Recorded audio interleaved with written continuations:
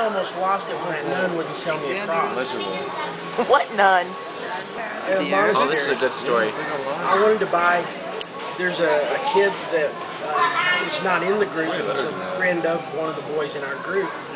So I met him, and I was going to buy him a cross and a chain. So here I am at this monastery, and I go in. I'm with because I can't speak Slavic Russian. Anyway, so I'm looking at the crosses and looking at the different chain links and everything. And the lady, the nun, I don't know if they call them nuns in the Orthodox Church. They call them nuns, but they call them nuns in Russia. Okay, so this nun comes up and I say, I'd like to buy that one right there. And she says, oh yeah, translate it for me. Are you Russian Orthodox? Have you been baptized Russian Orthodox? Spanish or something. And I said, what? She said, are you Russian Orthodox? I said, what? And I'm like puzzled. Puzzled. I wasn't puzzled. I was acting puzzled. And she said, are you, what are you? And I said, well, I'm a Christian. She said, but are you baptized Russian Orthodox? And I said, no. And she said, well, then I cannot sell you this cross. And of course, the interaction was engaged at this point, and I was just going to milk it for all it was worth.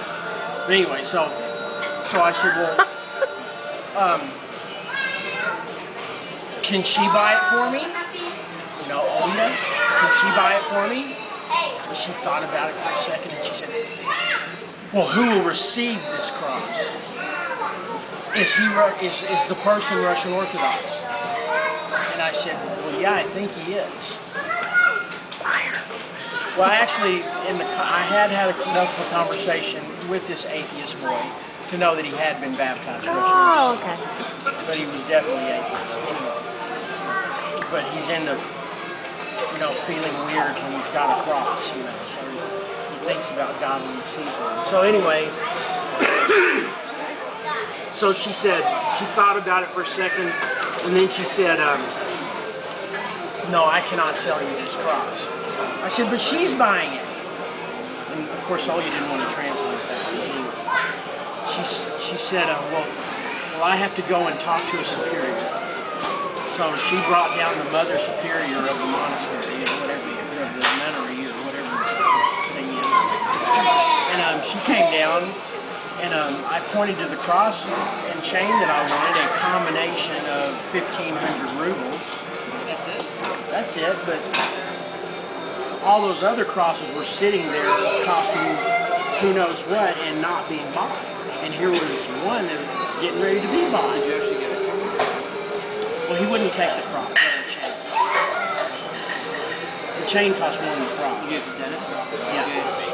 Dentist. He thought it was too much of a gift. And he felt a little awkward about it. He thought his parents would wonder. I said, well, why would they? He said, well, for one thing, I already have a cross. His grandparents had given him a cross. And if he wore another cross while he had a cross, that would like be a slap in the face of his grandparents. Though he couldn't wear that cross because the little thing was broken that goes around the chain, so it's impossible for him to wear it. But anyway, he said, and it's too expensive, and my parents would wonder where I got this. I said, you could tell them where you got it. He said, well, no, I don't think so. He said, it's just too expensive. So finally he said, I said, well, will you just take the cross and not the chain? He said, well, yeah, I can do that. Mainly because he can hide it.